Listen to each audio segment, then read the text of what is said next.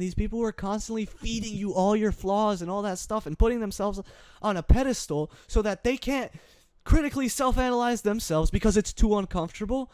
Well, they're just being little fucking bitches. The reason they're doing that is because it's too uncomfortable to self-analyze. And the reason that they're using you as their fucking victim is because you are smart enough to actually be vulnerable and analyze your life and try to improve because you fucking care about people around you. You care about the shit that matters in your life, not what everyone else tells you to do, because you've done that in the past. You've done what everyone else tells you to do. What happens? You're fucking depressed. You're miserable.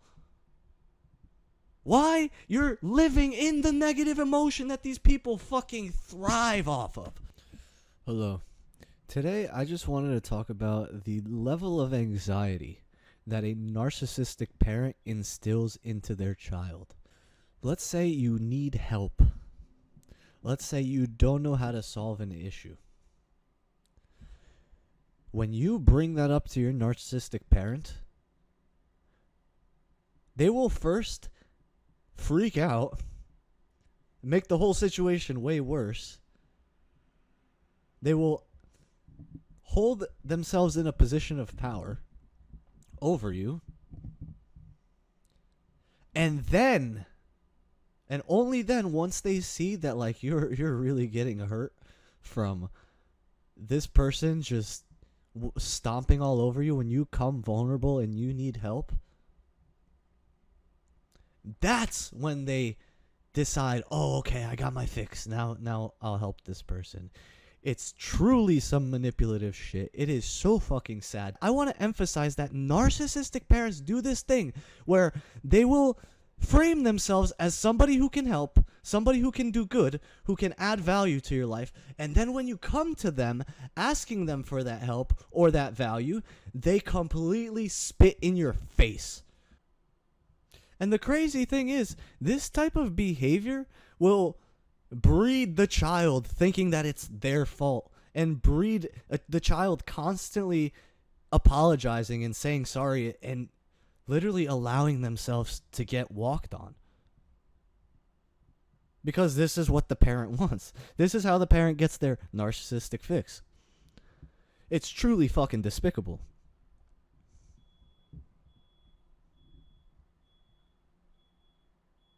If this sounds like you, and every single time you go to your narcissistic parent for help, and they spit in your face and they make a scene first so that they could get their fix before they actually genuinely help you, well, I am fucking sorry for you, because that is a sad way to live.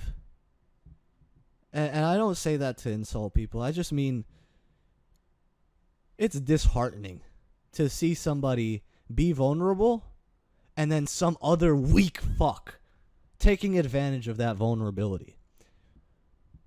That's not a fucking human. That is the devil, straight up. Fuck those people. Those people are not good for you. Those people, and unfortunately, sometimes we don't have a choice. But those people are so detrimental for our lives that we literally feel like we're better off just not even asking for help. And then we find ourselves in a situation where we genuinely need help, and instead 5 years goes by because we got punished for asking for help. And then you're in the same place, and everyone's giving you the same exact advice. Nobody actually tries to help you solve the emotional problem of like, oh fuck, the reason I don't ask for help is because all these years when I went to ask for help, it would just get used against me. All these years, every time I was honest and vulnerable about my feelings, setting boundaries, I would get punished. This teaches you such a bad way to live, that to the point that it just screws you over in the long term, like in terms of relationships, in terms of actually succeeding in life when it comes to like financials and stuff like that. Living with a narcissistic parent is fucking rough. And the crazy thing is, the reason I'm making this video is because I've experienced this for the past like 4 or 5 days. I am literally asleep. I am sleeping in my bed. It is like 8 a.m. or some shit. It's like 7 a.m. I get a call from my mom. I can barely even say a sentence. She tells me, go open the door for this dude downstairs. I tell her, bro, I'm sleeping. I'm not getting up. And immediately, no! Just starts fucking screaming crazy shit. The moment you set a boundary, you're supposed to feel bad for it. Like, what the fuck is that? Damn, somebody has it way worse than me, so... Given that ambulance going by, let's just say I am fucking grateful to be alive. Even though I live in a household with family that doesn't feel like a family. Like, I've never really had a father. My mother has been so overprotective that it's only hurt. And my brother's just always been a giga asshole. Super overbearing to where it's just not helpful at all. That's a sad fucking way to live. Because once you're 25, it manifests into your relationships. I've never had a relationship. Why? I've recently done some research into fearful avoidance, and every single time someone warrants me becoming vulnerable, I shut off. I go into a shell. Like, I am terrified of that. Because my entire life, if I share something with my brother, if I'm vulnerable about one of my weaknesses, you bet your fucking ass. Next time we have a conversation and he's trying to be my therapist for some fucking reason, he's bringing that up and he's using it against me.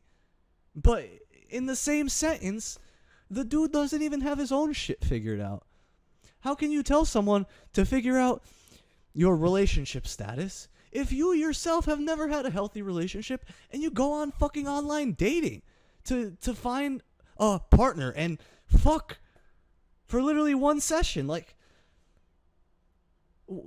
the package matters a lot when it comes to information delivery. Why would you ever listen to somebody who is just so insecure in their own life that they're out here telling you what you need to fix because you decided you would share the things you are weak at? And notice, in these moments, when the person is judging you and criticizing you and telling you where you need to be, they are putting themselves on a pedestal. Notice you will never hear the words, I also suck at this thing, but ideally we need to do this. It will always be like, I feel sad for you because you don't have a relationship. Motherfucker, you don't have one either. What is this conversation? Just because you are good at one thing, because you've spent your entire life doing it, or half of your life, does not mean you can treat somebody like shit. Just because you have a job and you hate your fucking boss and you call him a narcissist and then behave like this at home, that is not an excuse to treat people like shit. And specifically, judging people. People who are secure will not actively go out and try to point out flaws and be somebody's therapist. They will accept the individual for who they are. Why? Because we understand this person is going to get the best result by not having them obsess over negative emotion 24/7. Believe it or not, you are being very fucking harmful. You are doing the same overbearing shit as my mother when you tell me that I need to obsess over my financials, my relationship status, not having a house. Fucking, bro, I don't give a fuck. What matters to me is not living with crippling depression, because I've lived in an environment like this. What matters to me is going and training really hard and getting that feeling of nothing matters. Because in the end, obsessing over these negative emotions, when you really do work that is satisfying, none of it matters. As long as you're satisfied in life, as long as you're getting the shit that you want out of life. Because life is so fucking short. We're only here for like 75 to 100 plus years. Given our medical advancement, maybe like 100, 120. But in terms of youth, That shit is short. You really gonna spend your youth trying to be somebody's therapist when you yourself can't do something as simple as fucking mop the floor? How are you gonna organize somebody else's life when you can't even clean your own shit?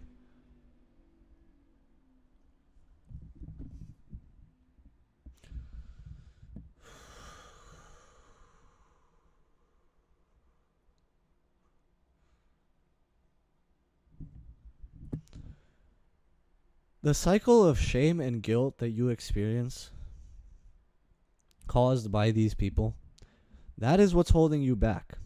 And these same people who think they're helping are actively holding you back by forcing you to obsess over these negative emotions. Hell, I remember one time I went to a UFC fight with my best friend Casper, and the whole time I didn't have a job. So what was I doing? I was just obsessing. I couldn't even enjoy the event. This is the first time I've ever been to an event like this. I had to consume alcohol to get out of my fucking head. You can't even enjoy the nice things in life when you're too busy obsessing over the negative and the things that you're lacking. That is not a good way to live. And these people who are constantly feeding you all your flaws and all that stuff and putting themselves on a pedestal so that they can't critically self-analyze themselves because it's too uncomfortable. Well, they're just being little fucking bitches. The reason they're doing that is because it's too uncomfortable to self-analyze. And the reason that they're using you as their fucking victim is because you are smart enough to actually be vulnerable and analyze your life and try to improve because you fucking care about people around you. You care about the shit that matters in your life, not what everyone else tells you to do, because you've done that in the past. You've done what everyone else tells you to do. What happens? You're fucking depressed. You're miserable. Why? You're living in the negative emotion that these people fucking thrive off of because they make you your victim.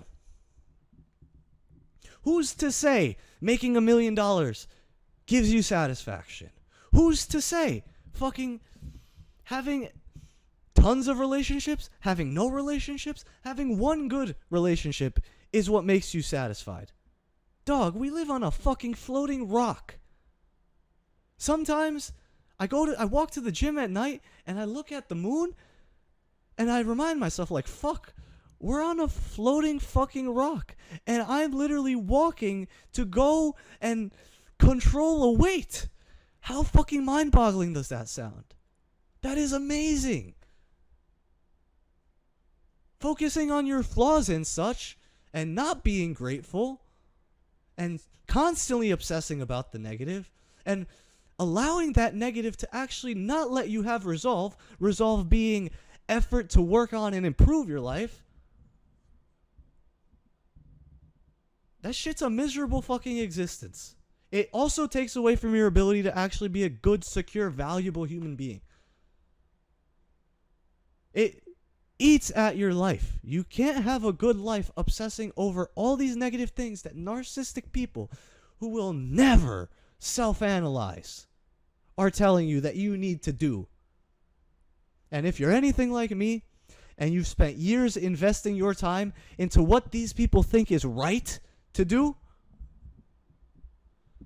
well, it's fucking unfortunate, but you might find yourself on a New York City subway platform just fucking contemplating everything. Now, that is dark, but that's the point of this fucking video. Don't be like me, and don't allow these people to take years of your life because you're focusing on bullshit that doesn't matter, because you're investing your time into things that other people want, that they think is going to make you happy. Find out what works for you and do that. It doesn't matter if you're a millionaire by the time you die. It doesn't matter if you had 1,000 relationships and you had sex with the hottest women in the fucking world. What matters is that you're here, you're present, you're grateful. Like, thank you fucking God that I'm even able to make this video. Fuck. And that you're actively trying to improve. Resolve and gratitude. Negative emotion is not going to get you anywhere. That's all I had to fucking say. I love you. I'm not even gonna ask for likes and shit or subscriptions. Like, I fucking love you. Thank you for listening to this if you listen to this. That's all.